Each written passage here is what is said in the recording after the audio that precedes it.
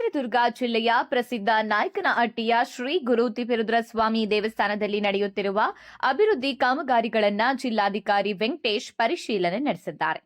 ಭಕ್ತರಿಗೆ ಹೆಚ್ಚಿನ ಸೌಲಭ್ಯ ಕಲ್ಪಿಸುವ ಉದ್ದೇಶದಿಂದ ಕೈಗೊಂಡಿರುವ ಕಾಮಗಾರಿಗಳನ್ನು ಶೀಘ್ರ ಪೂರ್ಣಗೊಳಿಸುವಂತೆ ಅಧಿಕಾರಿಗಳಿಗೆ ಸೂಚನೆ ನೀಡಿದ್ದಾರೆ. ದೇವಸ್ಥಾನದ ಆವರಣದಲ್ಲಿ ನಡೆಯುತ್ತಿರುವ ವಿವಿಧ ಅಭಿವೃದ್ಧಿ ಕಾಮಗಾರಿಗಳನ್ನು ಸ್ಥಳದಲ್ಲೇ ವೀಕ್ಷಿಸಿದ ಜಿಲ್ಲಾಧಿಕಾರಿ ಕಾಮಗಾರಿಗಳ ಪ್ರಗತಿ ಕುರಿತು ಅಧಿಕಾರಿಗಳಿಂದ ಮಾಹಿತಿ ಪಡೆದಿದ್ದಾರೆ. ಗುಣಮಟ್ಟ ಕಾಪಾಡಿಕೊಂಡು ನಿಗದಿತ ಅವಧಿಯೊಳಗೆ ಎಲ್ಲ ಕಾಮಗಾರಿಗಳನ್ನು ಪೂರ್ಣಗೊಳಿಸುವಂತೆ ನಿರ್ದೇಶನ ನೀಡಿದ್ದಾರೆ. ಬಳಿಕ ಮಾಧ್ಯಮದವರೊಂದಿಗೆ ಮಾತನಾಡಿದ ಜಿಲ್ಲಾಧಿಕಾರಿ ವೆಂಕಟೇಶ್, ದೇವಸ್ಥಾನಕ್ಕೆ ಆಗಮಿಸುವ ಭಕ್ತರಿಗೆ ಬಿಸಿಲು ಹಾಗೂ ಮಳೆಯಿಂದ ರಕ್ಷಣೆ ಒದಗಿಸಲು ನೆರಳಿನ ಶೆಡ್ ನಿರ್ಮಾಣ ಕಾಮಗಾರಿ ಕೈಗೊಳ್ಳಲಾಗಿದೆ ಎಂದು ತಿಳಿಸಿದ್ದಾರೆ. ಈ ಕಾಮಗಾರಿಗಳು ಹಂತ ಹಂತವಾಗಿ ಶೀಘ್ರದಲ್ಲೇ ಪೂರ್ಣಗೊಳ್ಳಲಿವೆ ಎಂದಿದ್ದಾರೆ. ಈಗಾಗಲೇ ನಿರ್ಮಾಣಗೊಂಡಿರುವ ದಾಸೋಹ ಭವನವನ್ನ ಕೂಡ ಶೀಘ್ರದಲ್ಲೇ ಉದ್ಘಾಟಿಸಲಾಗುವುದು ಎಂದು ತಿಳಿಸಿದ್ದಾರೆ.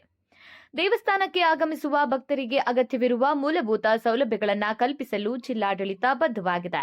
ದೇವಸ್ಥಾನದ ಸಮಗ್ರ ಅಭಿವೃದ್ಧಿಗೆ ಆದ್ಯತೆ ನೀಡಲಾಗಿದ್ದು, ಭಕ್ತರಿಗೆ ಇನ್ನಷ್ಟು ಅನುಕೂಲಕರ ವಾತಾವರಣ ಕಲ್ಪಿಸಲಾಗುವುದು ಎಂದು ಹೇಳಿದ್ದಾರೆ. ಚಿತ್ರದುರ್ಗ ಜಿಲ್ಲೆಯ ಪ್ರಸಿದ್ಧ ನಾಯಕನಹಟ್ಟಿಯ ಶ್ರೀ ಗುರು ತಿಪ್ಪೇರುದ್ರಸ್ವಾಮಿ ದೇವಸ್ಥಾನದಲ್ಲಿ ನಡೆಯುತ್ತಿರುವ ಅಭಿವೃದ್ಧಿ ಕಾಮಗಾರಿಗಳನ್ನು ಜಿಲ್ಲಾಧಿಕಾರಿ ವೆಂಕಟೇಶ್ ಪರಿಶೀಲನೆ ನಡೆಸಿದ್ದಾರೆ. ಭಕ್ತರಿಗೆ ಹೆಚ್ಚಿನ ಸೌಲಭ್ಯ ಕಲ್ಪಿಸುವ ಉದ್ದೇಶದಿಂದ ಕೈಗೊಂಡಿರುವ ಕಾಮಗಾರಿಗಳನ್ನು ಶೀಘ್ರ ಪೂರ್ಣಗೊಳಿಸುವಂತೆ ಅಧಿಕಾರಿಗಳಿಗೆ ಸೂಚನೆ ನೀಡಿದ್ದಾರೆ. ದೇವಸ್ಥಾನದ ಆವರಣದಲ್ಲಿ ನಡೆಯುತ್ತಿರುವ ವಿವಿಧ ಅಭಿವೃದ್ಧಿ ಕಾಮಗಾರಿಗಳನ್ನು ಸ್ಥಳದಲ್ಲೇ ವೀಕ್ಷಿಸಿದ ಜಿಲ್ಲಾಧಿಕಾರಿ ಕಾಮಗಾರಿಗಳ ಪ್ರಗತಿ ಕುರಿತು ಅಧಿಕಾರಿಗಳಿಂದ ಮಾಹಿತಿ ಪಡೆದಿದ್ದಾರೆ. ಗುಣಮಟ್ಟ ಕಾಪಾಡಿಕೊಂಡು ನಿಗದಿತ ಅವಧಿಯೊಳಗೆ ಎಲ್ಲ ಕಾಮಗಾರಿಗಳನ್ನು ಪೂರ್ಣಗೊಳಿಸುವಂತೆ ನಿರ್ದೇಶನ ನೀಡಿದ್ದಾರೆ. ಬಳಿಕ ಮಾಧ್ಯಮದವರೊಂದಿಗೆ ಮಾತನಾಡಿದ ಜಿಲ್ಲಾಧಿಕಾರಿ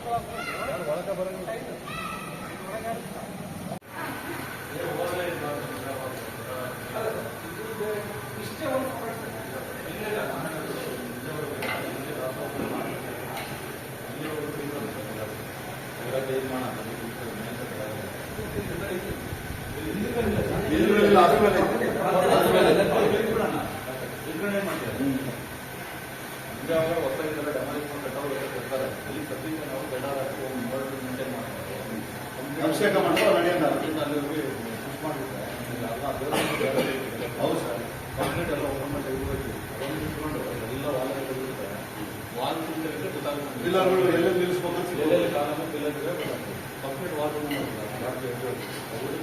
ಲಾಸ್ಟ್ ಗೋಡೆ ಇದೆ ಅಲ್ಲಿವರೆಗೆ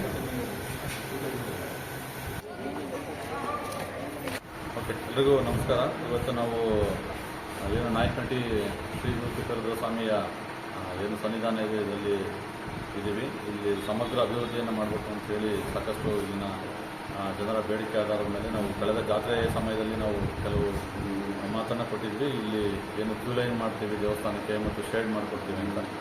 ಸೊ ಶೇಡ್ ಏನು ಮಾಡಿದ್ದೀವಿ ಇಲ್ಲಿವರೆಗೆ ಅದರ ಪರಿವೀಕ್ಷಣೆ ಮಾಡೋಕ್ಕೆ ಬಂದಿದೆ ನಾನು. ಸೊ ಅದು ಕೆಲಸ ಆಗ್ತಾಯಿದೆ. ಬಹುಶಃ ಸದ್ಯದಲ್ಲೇ ಅದು ಮುಕ್ತಾಯ ಆಗುತ್ತೆ. ಅದ್ರ ಜೊತೆಗೆ ದೇವಸ್ಥಾನದ ಮುಂಭಾಗದಲ್ಲಿರುವಂಥ ರಸ್ತೆಯಲ್ಲಿ ಕೂಡ ಶೇಡ್ ಮಾಡಬೇಕು ಅನ್ನೋಂಥದ್ದಿದೆ. ಅದನ್ನು ಕೂಡ ನಾವು ಪರಿಶೀಲನೆ ಮಾಡಿದ್ದೀವಿ. ಆಮೇಲೆ ದೇವಸ್ಥಾನದ ಮೇಲೆ ದೇವಸ್ಥಾನದ ಒಳಗಡೆ ಪ್ರಾಂಗಣದಲ್ಲಿ ಓಡಾಡಲಿಕ್ಕೆ ಬಿಸಿಲಿರೋದ್ರಿಂದ ಅಲ್ಲೂ ಕೂಡ ನೆರಳು ಮಾಡಬೇಕು ಅನ್ನೋಂಥದ್ದಿದೆ. ಅದನ್ನು ಕೂಡ ನಾವು ವೀಕ್ಷಣೆ ಮಾಡಿದ್ದೀವಿ. ಅಲ್ಲಿ ಸಾಧ್ಯತೆ ಬಗ್ಗೆ ಅದು ಹಾಕ್ಬೋದಾ ಏನು ನೆರಳನ್ನು ಅಂತ. ಸೊ ಅಷ್ಟು ಸಮಗ್ರ ಪರಿಶೀಲನೆ ಮಾಡಿ ಒಂದು ನೀಲಿ ನಕ್ಷೆ ತಯಾರು ಮಾಡಲಿಕ್ಕೆ ಈಗಲೇ ಇನ್ಸ್ಟ್ರಕ್ಷನ್ ಕೊಟ್ಟಿದ್ದೀನಿ ಸಂಬಂಧಪಟ್ಟವರಿಗೆ. ಸಮಗ್ರ ಅಭಿವೃದ್ಧಿಗೆ ಸಂಬಂಧಪಟ್ಟಂತೆ ಒಂದು ನೀಲಿ ನಕ್ಷೆ ತಯಾರಾದ ಮೇಲೆ ನಮ್ಮಲ್ಲಿ ಫಂಡ್ ಅವೈಲಬಿಲಿಟಿ ನೋಡಿಕೊಂಡು ಹಂತ ಹಂತವಾಗಿ ನಾವು ಎಷ್ಟು ಸಾಧ್ಯ ಆಗುತ್ತೆ ಆ ಕೆಲಸಗಳನ್ನು ಮಾಡಲಿಕ್ಕೆ ನಾವು ಕ್ರಮವನ್ನು ತಗೊಳ್ತೀವಿ. ಸರ್, ದಾಸೋಹಭವನ ಯಾವಾಗ ಉದ್ಘಾಟನೆ? ದಾಸೋಹಭವನ ಸದ್ಯದಲ್ಲೇ ಉದ್ಘಾಟನೆ ಮಾಡ್ತೀವಿ. ಒಂದು ಶೇಡ್ ಮಾಡ್ತಾ ಇದ್ದಾರೆ. ಆ ಕೆಲಸ ಮುಗಿದ ತಕ್ಷಣ ದಾಸೋಹಭವನ ಉದ್ಘಾಟನೆ ಮಾಡಿ ಅದನ್ನು ಶಿಫ್ಟ್ ಮಾಡಿ ದಾಸೋಹಭವನದ ಕಟ್ಟಡ ಕೂಡ ದುರಸ್ತಿ ಮಾಡಿ ಈಗಿರೋಂಥ ದಾಸೋಹಭವನದ ಕಟ್ಟಡವನ್ನು ಅಲ್ಲಿ ಏನು ಪೂಜೆಯನ್ನು ಮಾಡ್ತಾಯಿದ್ರು ಒಳಗಡೆ ಅದನ್ನು ದಾಸೋಹಭವನ ರುದ್ರಾಭಿಷೇಕ ಮಾಡುವಂಥ ಸ್ಥಳವನ್ನು ಸ್ವಲ್ಪ ಹಿಂದಕ್ಕೆ ಸರಿಸಿ ಅಲ್ಲಿ ಜಾಗ ಭಕ್ತರಿಗೆ ಅವಕಾಶ ಮಾಡಿಕೊಡ್ಬೇಕು ಅನ್ನೋದಿದೆ. ಅದನ್ನು ಕೂಡ ಪರಿಶೀಲನೆ ಮಾಡಿದ್ದೀವಿ. ಈ ದಾಸೋಹಭವನ ಉದ್ಘಾಟನೆ ಆದ ನಂತರ ಅದನ್ನು ಕೆಲಸ ಕೈಗೊಳ್ತೀವಿ.